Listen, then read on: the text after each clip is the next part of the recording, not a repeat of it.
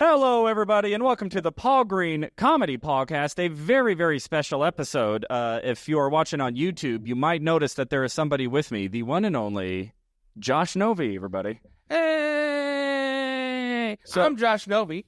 I'm the co-host with Paul of the Midlife Crisis comedy show and podcast. Right, which is not this podcast. It gets a little confusing. It does get a little confusing because people are like, what his podcast? No, it's a podcast, not a PaulCast. It's mine is a PaulCast. Yours is a podcast, mine is a podcast. Ours is a podcast. So I have a PaulCast, Josh has a podcast, and we collectively have a podcast and live show. Yeah. Right. But it actually, first of all, you're only the second time I've ever had somebody back. Wow.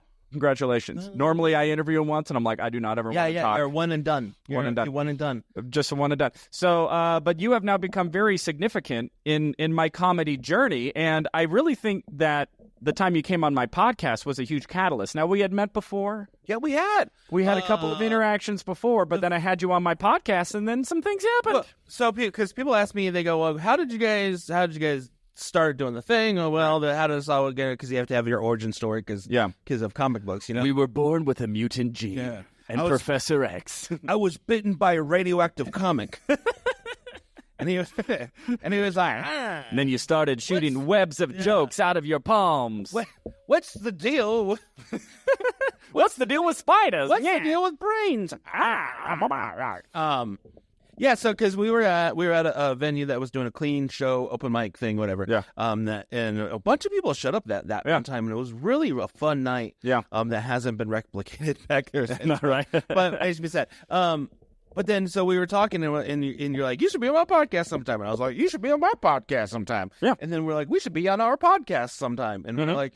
And then I think it was probably the next day or day after something. Yeah, so you came on. I remember you coming on my podcast, and I think what we had decided is we'll just do one podcast and split. And then I'll give you the footage. Yeah. You put it on yours and release it, and I'll release it on mine. But then you called me within a short time frame, within a couple of days, and then you had this genius idea where you were like, we should do a podcast together. And for some reason, I don't know how you knew that I did music improv, but you knew that you wanted that to be an element of it. So because I knew, we had talked about kind of that you had done that. But then so we did the podcast, right? That when we go in the living room, you have a piano set up and you have a guitar and stuff. Oh, yeah. So we started jamming, and then we started making up songs. Yeah. And then I was like, dude, that was fun. And then when I was driving home, I was like, I feel like that was really good. And I feel like something, when I can see what's happening. What? But they don't have a clue. Who? Right. Oh, yeah. They'll start a podcast, and here's the bottom line. Our Uno's up to 2. Yeah. Yeah. So that was really, and I've always prided myself on being able to see talent, even if I'm not talented enough to do it. And I've always prided myself to be like, okay, I feel like I see something happen, I go, that's the next thing or whatever. I say, oh, that's the thing. That's what you gotta do. And to your credit, I mean, because I was just blah, blah, blah, blah, blah. And that's how I spend most of my days. But you called me up, and you were very clear. In a bubble bath. And you didn't mix words. You'd like, Paul, I've had an inspiration. We need to do the let's have a midlife crisis comedy, comedy pod. You didn't say comedy podcast. I think you said let's have a midlife crisis podcast. Yeah. And so you already saw the name. You knew it was going to be about a midlife crisis. Yeah. And you were like, and just come over. We're going to do a podcast, and then we're going to improvise songs. Yeah, and that's it. And it was all your idea, and I was just kind of along for how long it would take until this just went the way of the wind, every other idea. Literally everything ever happens. Yeah. And I, like I said, like when we did it, we go like, like everything else, like it's never perfect, right? Right, and right. We're like, both of us are always striving to be better at this craft. Well, and it was a podcast too. That was the thing. Yeah. So how's the story go? So I go over to Josh's house. He has a little podcast room set up. He had a piano set up for me, which made me feel right at home. Yeah. And that's when, and I don't remember when you discussed the music improv element of it, but so we just sit down. We have no topic. We have no structure. We have no anything. We just have a camera, a piano, and you have a little podcast studio. And we just started talking. Yeah. And then would spontaneously break out into song. And I just went, That's the most fun I've ever had. Yeah, and it was seriously like one of those things where you're like, man, this is so much fun. We should do this more often. Yeah, we should. Anyways, all right, see you later. Yeah. No. So we did that like maybe 2 or 3 times where I would go over. And like an hour would go by like nothing. Yeah. And again, we had no structure. We had no predefined topics. Hey, what do you want to talk about? We would just start running the camera. Yeah. Usually while we're even still setting up lighting and stuff. That, which is what, and I learned that tip a long time ago from other podcasts is like the best time to start recording is way before you start. Oh yeah. It's like were you listening? Was I with you when you talking about Miles Davis? Where he said when Miles Davis, if you want to start recording Miles Davis, you press the record button when he gets to the parking lot. Because he had like a habit of like coming in, playing. Oh yeah, and doing dumb stuff, and then they're like, when he gets to the parking lot, you hit play, you hit record, and let the magic happen. Yeah. So we started doing those podcasts, which was super fun, and it felt like a thing. We didn't know what thing, but I'm like, this feels like a thing. It feels like a thing. And then after about 3-4 weeks of that, I get contacted by Jim Perry, who owns JP's Comedy Club in Gilbert, and he goes. He has been listening to the podcast, and he says, hey, we want to support you here at the club if you want to produce a show. And I started thinking of what kinds of shows could I produce? Should I do an improv show? Should I do a variety show? And then, like literally the next day, you and I were scheduled to go do another podcast episode, and I'm sitting in your living room, and I just had this, wait a minute, wait. This is the live show. Yeah. And I distinctly remember being like, Josh, I think this is a live show. And then you, like some sage, like some prophet, were just like, oh, yeah, that was always the idea. Yeah. Now, was it always the idea? It was from the beginning, I saw the potential. Yeah. And because when we were doing it, I was like, okay, what we're doing is, and this is not to sound braggadocious or conceited, because if you've ever met me, I'm not, and I really do hate myself. So arrogant, this guy. Yeah, I know. Constantly bragging. I'm like, shut up already. Always bragging about yourself. Yeah. Look at No, but what we do is it's such a weird cross of two niches. Yeah. That it is so hard to come by. And I was just like, so we had the idea. We're like, okay, should we do the podcast? We do the thing when we could do a live thing. And I was like, and I had this in my head. I go, surely someone is doing this already. Right. And I was like, that's why we thought of it. It's because someone is doing this and we're stealing. We're not original. Yeah, we're stealing their idea. And then I scoured the internet. I looked in other countries. I looked at everything. I couldn't find a single person doing anything like what we're doing. Right. Well, and what's interesting is, so what it evolved to is it used to we would do the podcast and then we would just sing about us. Yeah. But then it evolved into, well, let's bring audience members on stage and sing to them, which is something I've been doing for 10 years. Yeah. Which is part of my act is I'll do my stand-up comedy, but then I will pick out somebody in the audience, either a couple, or I've had a couple different iterations. Sometimes I'll actually bring them on stage. Sometimes I'll just interview them while they're sitting down in the audience, and then I'll improvise a song about them, and it's a part of my act. And I'm going, oh, that, but only that. Yeah, which is so funny because that's something I used to do before I hurt my hand. Because I would play guitar, and especially I would do the church shows, and I would do the same thing where I would talk. I would just do crowd work, and at the end, then I would make up a song. Yeah, about whatever, and then it's so funny. I gotta say.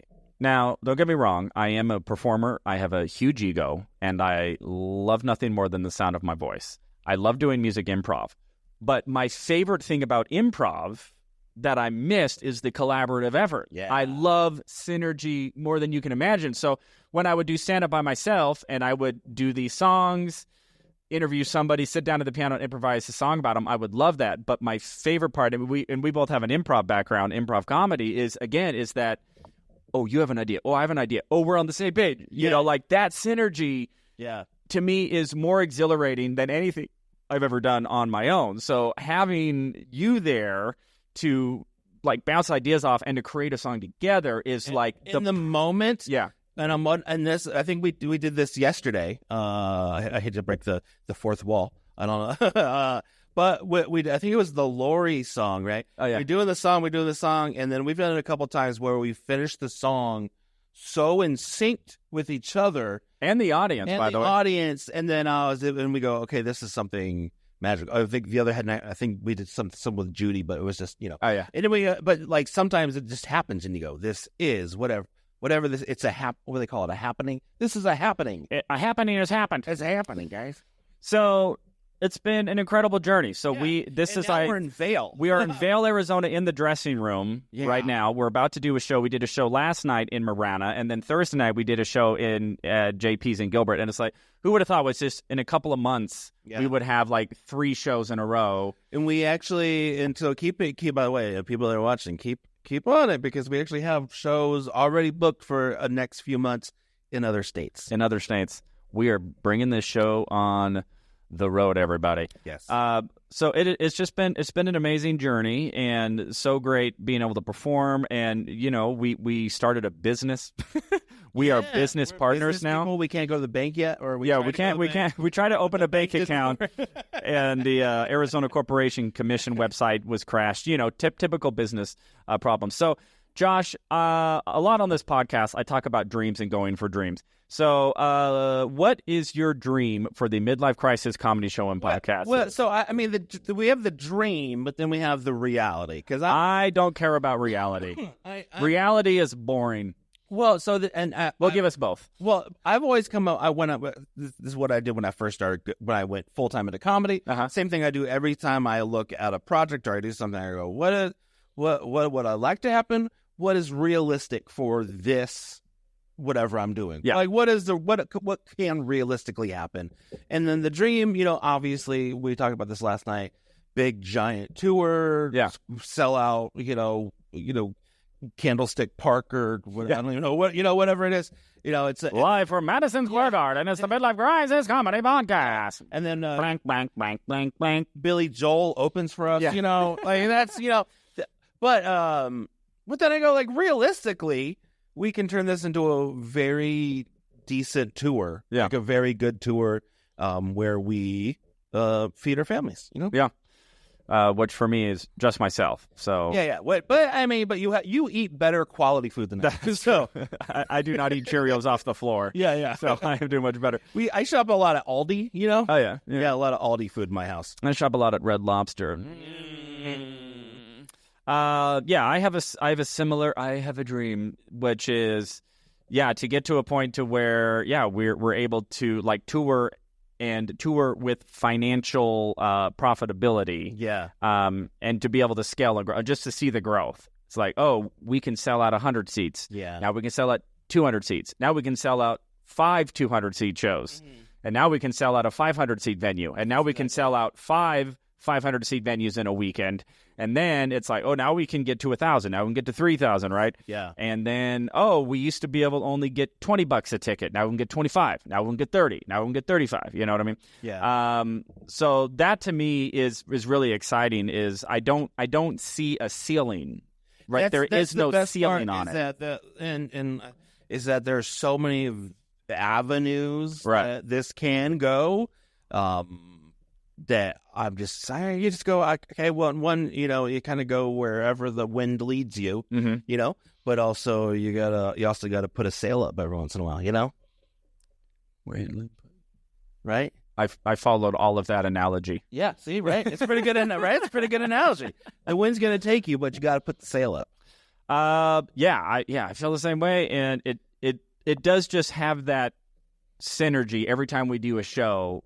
It just seems like, wow, that was a happening, and and even with some of the tougher interviews, we still have figured out how to pull nuggets of gold out of a heaping pile of garbage. Yeah, every once in a while we'll bring somebody up from the audience who will just answer with like one-word answers, or they won't tell the truth, which is always hard, or they're trying to be weird and funny, and they'll be like, oh, I don't know. And then we're like, okay. Yeah, or they try, you do like they're doing like an inside joke to their friend or something like that, and you're like, we don't know that. It's like, you can't. Just tell us the truth. Just tell us the truth, and we'll make it funny. We'll make the funny. Yeah. And people have, somebody asked me this the other day about, because we were getting a thing booked in Iowa, right? And he goes, "Is this a clean show?" And I said, "Listen, Paul and I, we're going to work clean, right? We're going to work clean. We cannot control what other people say on stage. So sometimes things happen outside of our control." I go, "It's never been more than a light PG-13." Right. And he was like, "Okay, I get it." Yeah. So I go, "We're PG. We're professionals. We're going to keep it that way." Except that time I dropped the F-bomb and got very, very sexual innuendo-ish. Well, that's the PG-13 part. Yes. That's right. You get one. You get one. You get one. That's right. Everybody knows Harry Potter, PG-13, could have had one. Yeah. Yeah. Austin Powers. Mm-hmm. Anyway. So what would you say is your favorite part of the Midlife Crisis comedy show? And you can't say me. I mean, honestly, but for real, I think my favorite part is really honestly, like, well, because we're both also performers, so sometimes we do step on each other's toes, and that just happens. That's going to happen because it's improv, and we do our best, and but the best part is when we're firing on all cylinders, and then just that magic lightning in a bottle happens. It happened the other night with Judy, right? Everything's just amazing. Things are happening. We're firing on all cylinders. It's hilarious. And then we sing a song that is so in sync with each other that I was like, I don't know what we should end the show right here. There's nothing. And we probably could have, actually. We could have, and it would have been the best show they had ever been to. And that's when I was like, those are the moments when I go, this is something special, and it's something spectacular, and this is something that is worth taking a risk on, Yeah.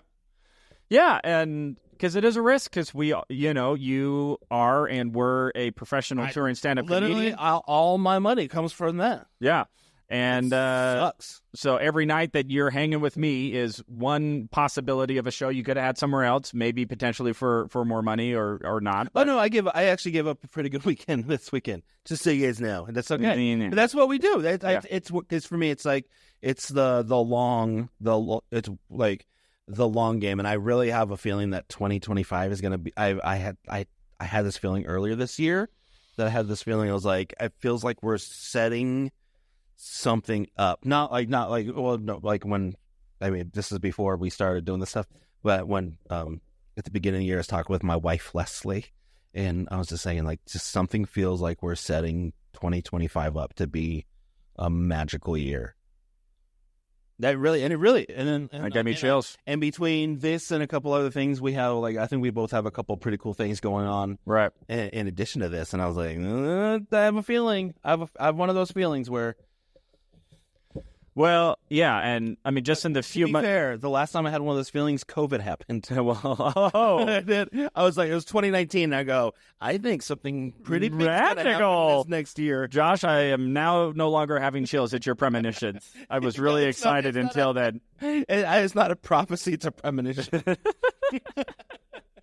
Well, and again, I mean, I sort of talked about this before about how there is no ceiling to this, and I just feel like everything else I was doing in comedy and entertainment, it just seemed like either it was a really low ceiling or you were just hoping to win the lottery, and there was no in between. Yeah. And this is the first time to where I go, oh, there's unlimited growth potential, and it's not a lottery ticket. It's an actual, we can just keep building the building. We can build higher and higher and higher and higher as long as our resources and energy and desires will take us, and there just doesn't really seem to be any end to that. And we're learning, we're making mistakes, and we're losing money here and losing money there, but making money here, you know what I mean, and all that. But the potential is astronomical. And more clear and more feasible. That's the best part, is that because when you see, you go, okay, I see where we need to get to, and I see what we need to do to get there. Right. And everything that we need to do is attainable. Right. It's not like, because in comedy you have a lot of, it is that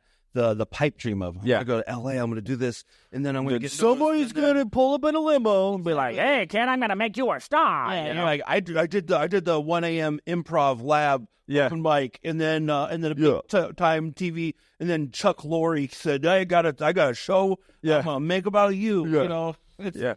Hey, Lorne Michaels is in the bathroom. He wants to see you. Why in the bathroom? That's where he's at. Yeah. That's where he does all his business. That's where he does all his business. Well, yeah, you know, and I played that game. You played that game, and I had great experiences. But there did always seem to be an element of you put in all of this work and then hope. Yes, it's like you put in all the work and then hope. That's all. That somebody else will roll out a red carpet for you, and you just have to put in so much work to be prepared for when that opportunity happens that you can knock it out of the ballpark, and then you go from zero to hero like overnight. And this doesn't feel like that. This just feels like something we've done all the work, but now we're going to go sow our own red carpet and roll it out for ourselves. That's kind of, and then just that idea of we're waiting for someone else to think that we're special. Right. For us to give us. But then I think in the last 4-something years, the way the internet has grown, it really is giving us an opportunity to grow in a way that wasn't available to us when we were both trying the LA thing. Yeah. So I don't know. It's I by the time we get to maybe LA will start calling us, you know. Yeah. And we'll be like, "Hello, LA. No, thank you. We're going to Knoxville, Tennessee." I'm sorry. We got a show in Vail, Arizona tonight. I can't go. I have to be at the Empire High School. Well, awesome. Well, thank you so much for thinking of this, for calling me up 5 months ago, and saying I've had inspiration to do the Let's Have a Midlife Crisis show. It's been an amazing journey. I'm very much looking forward to it.